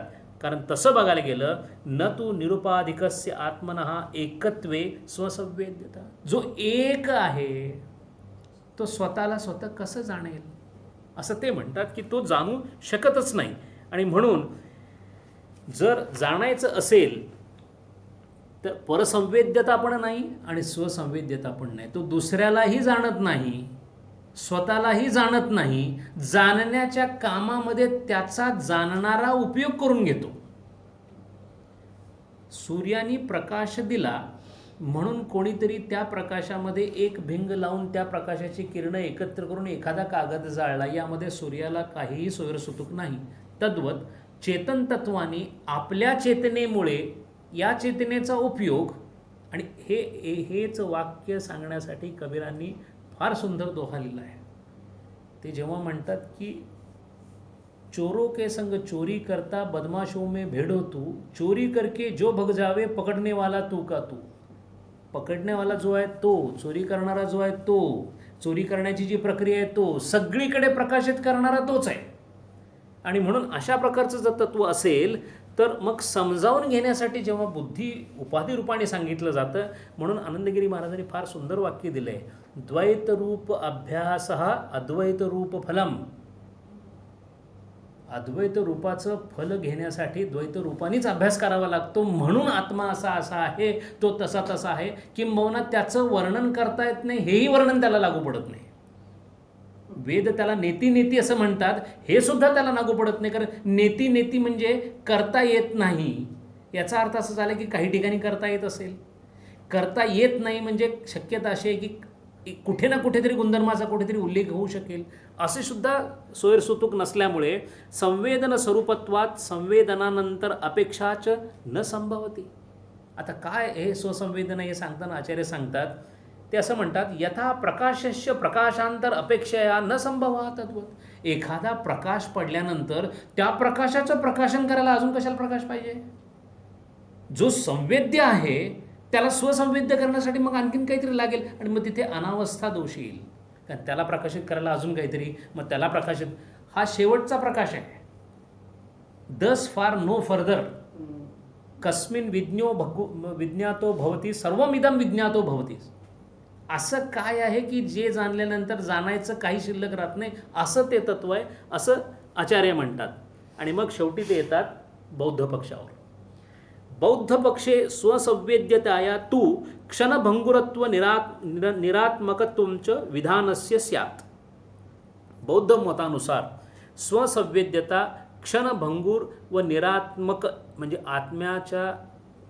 आत्माविरहित असे विज्ञान रूप आहे, असं ते म्हणतात. कारण ते म्हणतात आत्म्याची गरजच नाही, जे जसं दिसतं ते तत्क्षणीचं तितकंच ज्ञान आहे, आणि ते क्षणभंगूर आहे. दुसऱ्याच क्षणी बघणाराही वेगळा आहे, झालेलं ज्ञानही वेगळं आहे. आणि असं जर तो होत असेल तर याच्यामध्ये नियामक तत्वाची गरज काय, आत्मतत्वाची गरज काय, असं ते म्हणतात. नहि विज्ञातुर विज्ञाते विपरिलोपो विज्ञाते अविनाशी तत्वात. अविनाशी असल्यामुळे विज्ञानाच्या विज्ञत्वाचे लोप होत नाही, असं बृहदारण्यक उपनिषद म्हणतं. आता इथे उपनिषदांचाच का दाखला दिला आहे? बौद्धांच्या दृष्टीने जर सगळंच क्षणभंगूर असेल, जर दर सेकंदाला सगळं संपणारं असेल, तर मग कधीच न संपणारा आत्मा आहे असं अविनाशी असं बृहदारण्यक उपनिषद सांगतं. याचा अर्थ तुम्ही नास्तिक दर्शन जरी असाल तरी आम्ही मानतो त्या आस्तिक दर्शनाला तुमचा सरळ सरळ वेदांना विरोध आहे, आणि म्हणून आमच्या दृष्टीनं असणारं अविनाशी तत्व तुमच्याबरोबर कधीही मेळ खाऊ शकत नाही, कारण तुमच्या दृष्टीनं प्रत्येक गोष्ट ही असत्य किंवा क्षणभंगूर आहे. त्यामुळं अशा प्रकारचं तत्व असू शकत नाही असं तुम्ही जे म्हणता ते शक्य नाही, एक. आणि दुसरं, नित्यम विभुम सर्वगतम असं मुंडक उपनिषदामध्ये आत्म्याचं वर्णन आहे. नित्य, विभू म्हणजे सर्वत्र आपण म्हणतो, पण त्याला ईश या पद्धतीने, कारण सर्वगत असा दुसरा शब्द आलेला आहे. आत्मतत्व हे नित्य आहे, सर्वगत आहे आणि ईशित्व हा त्याचा गुण आहे. सा वा एष महान अज आत्मा अजरो अमरो अमृतो अभयः असं बृहदारण्यक उपनिषद म्हणतं. हा जो आत्मा आहे तो अज, अजर, अमर, अमृत आणि अभयरूप आहे. या सगळ्या ज्या श्रुती आहेत इत्यादी श्रुतया बाध्यरेन, या सगळ्या बाधित होतात. म्हणून हे जे बौद्धांचं म्हणणं आहे ते चुकीचं आहे. आता आचार्यांनी सांख्यांना संपवलेलं आहे, नैयायिकांबद्दल बोललेले आहेत, कनादांबद्दल बोललेले आहेत, स्वसंवेद्यबद्दल बोललेले आहेत, आणि एक शेवटचं त्यांचं आता बोलणं असं राहिलेलं आहे. आणि इथे मात्र त्यांनी थोडासा आपला हात आखडता घेतला आहे. आपण सगळ्यांनी शक्तिपात नावाचा शब्द ऐकलेला आहे. शक्तिपातांनी आपली ऐकिवातली उदाहरणं आहेत की शक्तिपातांनी ब्रह्मज्ञान झालेलं आहे. मग आता प्रश्न असा येतो की शक्तिपाताला कुठे बसवायचं? शक्तिपात या चर्चेमध्ये, आत्म्याच्या दर्शनाच्या चर्चेमध्ये कुठून येतो? कारण आत्म्याबद्दलची आत्ताची चर्चा काय चाललेली आहे? जो साधन चतुष्टयानी संपन्न आहे, ज्यांनी कोणत्याही प्रकारचा त्याच्या चित्तामध्ये लवलेशसुद्धा मलाचाही नाही आणि विक्षेपाचाही नाही, असे बुद्धितत्व घेऊन ज्यांनी आगम म्हणजे गुरूंच्या मार्गदर्शनाखाली, गुरूंनी सांगितल्याप्रमाणे अशी सगळी जर आत्मज्ञानाची प्रक्रिया असेल, तर हा उठला आणि याला झालं, याच्याबद्दल काय बोलायचं? म्हणून ते सांगतात यत पुन्हा प्रतिबोध शब्देनं. परत एकदा प्रतिबोध शब्दाचा काही लोक शक्तिपात असा अर्थ लावतात, त्याबद्दल ते म्हणतात यत पुन्हा प्रतिबोध शब्देनं निर्निमित्त हा बोध हा. निर्निमित्त म्हणजे विदाऊट एनी रिझन, कारण नसताना कोणतंही आपल्याला समजणारं कारण, त्याला असणारी कारणं कदाचित वेगळी असू शकतील, पण आपल्याला माहिती असलेल्या कोणत्याही कारणाशिवाय बोध हा प्रतिबोध हा यथा सुप्तस्य इत्यर्थ परिकल्पयंती. एखादा झोपलेला माणूस उठावा, जागृत अवस्थेत यावा, तसं एखाद्या बसलेल्या माणसाला ब्रह्म दर्शन झालं, तो ब्रह्मस्थळी पोचला, तो ब्रह्मस्थ झाला, असं जर होत असेल तर ते सकृत विज्ञानम. सकृत विज्ञान, सकृत म्हणजे फ्लॅश ऑफ लाईट, एखादी वीज पडावी तद्वत विज्ञान अनुभव असा जर त्याला आला असेल. प्रतिबोध इत्यपरे निर्निमित्त हा. आचार्य काय म्हणतात? हे होतं की नाही, बाकीच्या सगळ्या गोष्टीला आचार्यांनी आक्षेप घेतलेला आहे, या गोष्टीला आक्षेप घेतलेला नाही, हे पाहण्यासारखं आहे. म्हणून ते काय म्हणतात? सनिमित्त हा सकृत्वा असकृत्वा प्रतिबोध एवही सहा. कोणीतरी एकदम देऊ दे, कोणी तसा देऊ दे, कोणी क्रमशः घेऊ दे, कोणी पिप्पलिका मार्गाने जाऊ दे, कोणी विहंग मार्गाने जाऊ दे, पण प्रतिबोध होणे म्हणजेच आत्मदर्शन होणे, याच्यापेक्षा बाकीचं काही नाही, आणि तो आत्मा तसा आहे असं ते म्हणतात. आणि म्हणून त्यांनी शेवटचं वाक्य असं दिलेलं आहे की सन्निमित्त निमित्तासहित सुकृत्वा असकृत्वा निमित्त विरहित प्रतिबोध एवही सह. म्हणून जिथे जिथे प्रतितीचा प्रतिबोध किंवा एखाद्या गोष्टीचं ज्ञान होईल, तिथे तिथे ते ज्ञान त्या चेतन तत्वावरच झालेलं असेल, जे लक्षणार्थांनी आपल्याला वस्तुतंत्रामध्ये किंवा लक्षणार्थाने आपल्याला विषयज्ञानामध्ये किंवा वृत्तीज्ञानात कळेल, आणि खऱ्या अर्थाने ते त्याच्या दर्शनामध्ये म्हणजे अनुभवामध्ये म्हणजे अनुभूतीमध्ये कळेल असं ते सांगतात. इतका सगळा जो भाग आत्तापर्यंत आपण पाहिला, तितका सगळा भाग आचार्यांनी या मंत्राचा, जर मंत्र पाहिला आपण तर त्या मंत्राच्या फक्त प्रतिबोध विदितम एवढ्या एका शब्दावर घातलेला आहे. आता राहिलेला जो भाग आहे तो असा आहे की आत्मना विंदते वीर्यम. दुसरा भाग असा आहे अमृतत्वम ही विंदते. असा आत्मदर्शन झालेला जो आहे त्याला अमरत्व मिळतं. आत्मना विंदते वीर्यम, त्याला सामर्थ्य मिळतं. आत्मना विंदते वीर्यम, विद्यया विंदते अमृतम. ही आत्मविद्या जी आहे ती अमृतत्वसुद्धा देते. आता त्या राहिलेल्या 3 याच्याबद्दल भाष्य करताना ते असं म्हणतात, अमृतत्व अमरण भावम स्व आत्मन व्यवस्थानम मोक्षम ही यस्मात विंदते लभते यथोक्तात. कुणाला अमृतत्व मिळतं? अमृतत्व म्हणजे काय? तर तो एक अमरण भाव आहे, ज्यांनी स्व आत्मना व्यवस्थानम, जसं पाहायला पाहिजे तसं स्वतःच्या आत्म्याचं स्थित असं दर्शन घेतल्यामुळे ज्याला मोक्षम ही अस्मात विंदते, मोक्ष म्हणजे तो सगळ्या बंधनातून मुक्त होतो, विमुच्यते अशी ज्याची अवस्था होते. यथोक्तात प्रतिबोधात प्रतिबोध विदितात्मात विधी आत्मकात. आता प्रतिबोध विदित्म म्हणजे काय म्हटलेलं आहे त्याने, की अशी जो स्थिती प्राप्त झालेल्या आहेत त्याच्या दृष्टीने आता प्रतिबोध कसा आहे. प्रतिबोध म्हणजे एखादी झालेली प्रतीती. प्रत्येक होणाऱ्या प्रतीतीमध्ये फक्त त्यातल्या चेतन तत्वावर ज्याचं लक्ष केंद्रित असतं, किंबहुना अशा प्रकारची कोणतीही हरकत न करता, कोणताही प्रयत्न न करता, ज्याला फक्त चेतन तत्वाचीच अभिव्यक्ती प्रत्येक प्रतीतीमध्ये येते, असा जो असतो तो ब्रह्मविद असतो, असं त्यांनी म्हटलेलं आहे. आणि म्हणून ते म्हणतात की बोधस्य ही प्रतिगात्म विषयत्वमचं मतम अमृतत्व हेतू. आणि असं ज्याचं झालेलं आहे तो अमर होतोच. आणि अमर होतो याचं कारण असं की तो आत्ता ज्या स्थितीत आहे ती स्थिती ब्रह्माची स्थिती किंवा आत्म्याची स्थिती असल्यामुळे तो आत्म्याच्या सगळ्या न होणाऱ्या ज्या गोष्टी आहेत, अनात्म गोष्टी ज्या आहेत, त्या गोष्टींपासून तो दूर जातो. आणि मृत्यू ही अनात्म गोष्ट आहे. विक्रय किंवा त्याच्यामध्ये होणारा विकार जो आहे, मृत्यू हा विकार आहे. आणि विकार हा अनात्म वस्तूत होतो, तो आत्मस्थितीत आहे. आणि असं असल्यामुळे तो जर देहामध्ये असतानाच आत्मतत्वात गेलेला असेल तर त्याचा देह काही कालाने प्रारब्धवशात पडून जाईल, पण त्यावेळेलाच त्याची स्थिती अमरत्वाची झालेली असेल. आणि याचं उदाहरण म्हणजे मरणाही आधी राहिलो मरोनी मग केले होते मनामध्ये जैसे, तुकाराम महाराज म्हणतात. आणि म्हणून अशी जी स्थिती होते त्या स्थितीमध्ये ते चेतन तत्व दिसतं. म्हणजे काय होतं तर ज्या ज्या गोष्टी आजूबाजूला घडतात त्या सगळ्या गोष्टीमध्ये चेतन तत्व दिसल्यानंतर तुकाराम महाराजांनी खूप सुंदर वर्णन केले. बोलावा विठ्ठल, करावा विठ्ठल, पहावा विठ्ठल, बंधनापासूनही उकलल्या गाठी. तुकाराम महाराज म्हणतात की आता मोक्ष म्हणजे काय, तर बंधनापासूनही म्हणजे भिद्यते हृदय ग्रंथी ही अवस्था झालेली आहे. आणि देता आली मिठी सावकाश. आता मी फक्त त्या चेतन तत्वामध्ये विरून गेलेलो आहे, माझं स्वतःचं अस्तित्व असं काहीच राहिलेलं नाही आहे. तुका म्हणे देह भरिला विठ्ठले, तुका म्हणे देह भरिला विठ्ठले, काम क्रोधे केले घर रीते.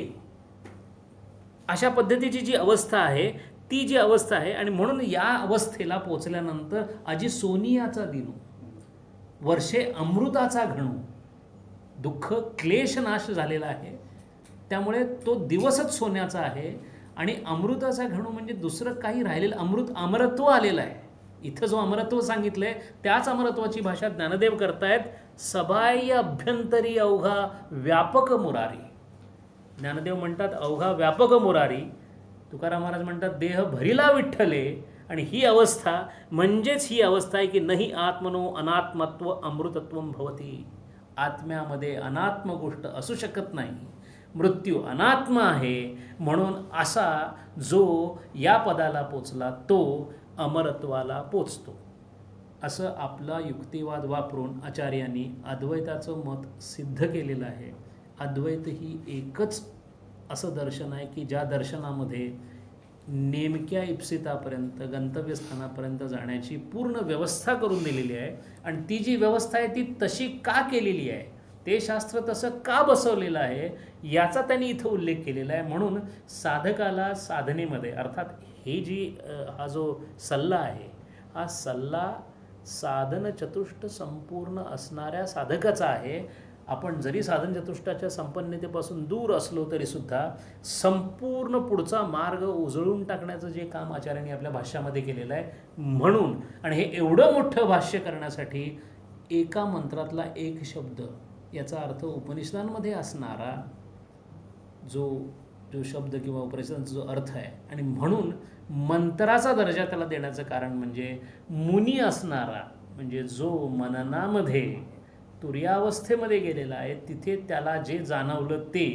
कारण आत्ता बोलत असताना मी बोलणारा आहे, बोलविता धनी तो वेगळाची अशी अवस्था असताना जे बोललं गेलेलं आहे ते जे जाणीवाच्या कक्षेत वावरतात त्यांना समजावं अशा पद्धतीचंच बोलतील असं नाही, म्हणून ते तसं बोलून गेलेत. आणि असं जे ते बोलून गेलेत ते आपल्याला समजेल असं जाणीवेच्या कक्षात आणण्याचं जे काम करतात त्यांना संत म्हणतात. म्हणून संतांचे आपल्यावर उपकार. हरी. ओम पूर्णमद पूर्णमिदं पूर्णात् पूर्णमुदच्यते पूर्णस्य पूर्णमादाय पूर्णमेवावशिष्यते. ओम शांति शांति शांति.